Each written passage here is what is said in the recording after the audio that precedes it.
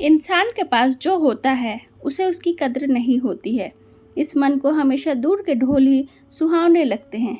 ऐसे ही समीर है जो गांव की शांति और ताज़ा हवा को छोड़कर शहर की भीड़ में जाकर बसना चाहता है। मिट्टी की खुशबू को छोड़कर शहर का धुआं खाना चाहता है। जिम्मेदारी और मजबूरी इंसान से सब कुछ करवाती है, लेकिन समीर को ऐसी कोई मजबूरी नहीं थी। घर छोड़ते वक्त पिताजी ने बहुत समझाया, हमारे पास यहाँ गांव में इतना है कि हम अच्छे से खा सकते हैं। भगवान की दया से इतना हो जाता है। फिर तू हमारा इकलौता लड़का है, हम चाहते हैं कि तू हमारे साथ ही रहे। लेकिन समीर मानने को तैयार नहीं था। पिताजी से कहता है, आपने पूरी जिंदगी गांव में गुजार दी, मैं नहीं चाहता यहाँ रहना। पिता ने कहा कि हमने जो भी कमाया है तेरे लिए ही कमाया है, और फिर यहाँ की ज़मीन, घर और पशुओं को छोड़कर तू वहाँ जाकर छोटी सी नौकरी करना चाहता है। एक बार जो फितूर सर पर सवार हो जाता है वो इतना आसानी से कहाँ उतरता है। जवान बच्चे ये भूल जाते हैं कि माता पिता जो बात कह रहे हैं वो सिर्फ बात नहीं, उनका अनुभव भी है।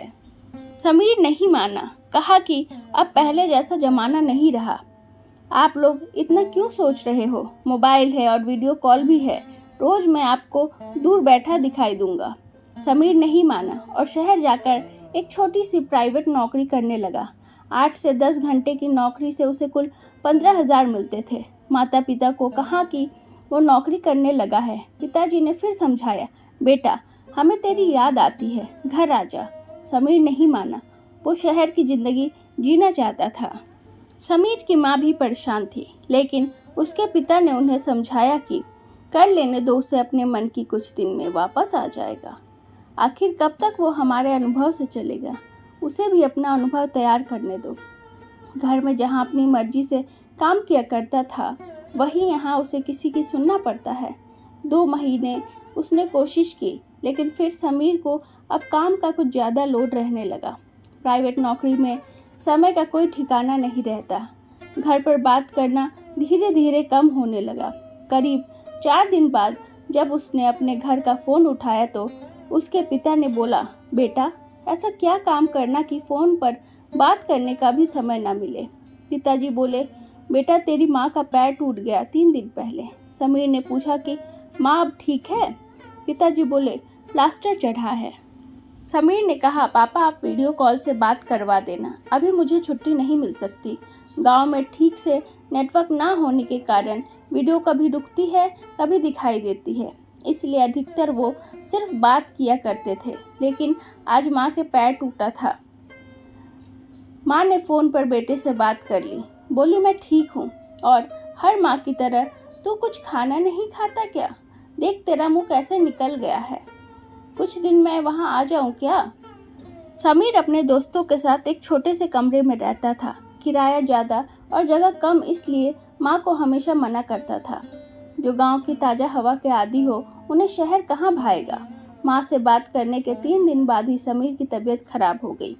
काम पर भी नहीं गया, वही कमरे में आराम कर रहा था।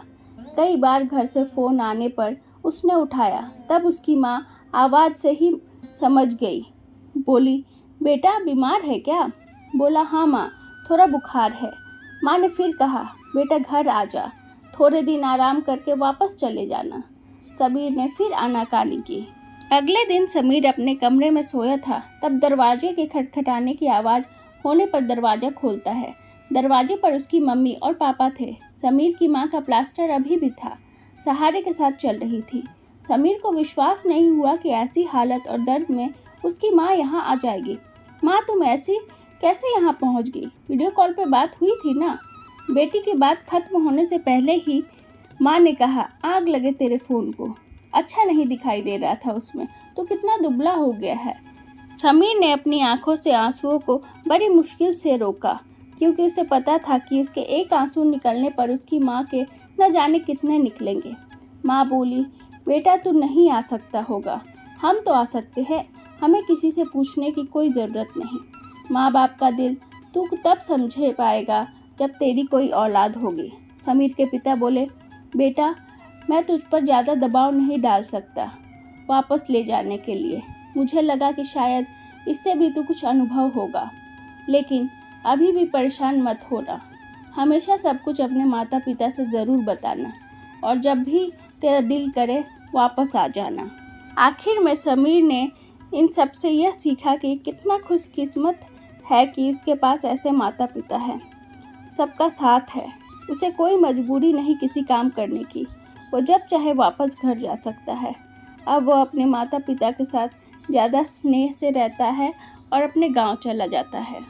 आशा करती हूँ आपको ये कहानी अच्छी लगी हो। मिलते हैं नेक्स्ट वीडियो में। नमस्कार।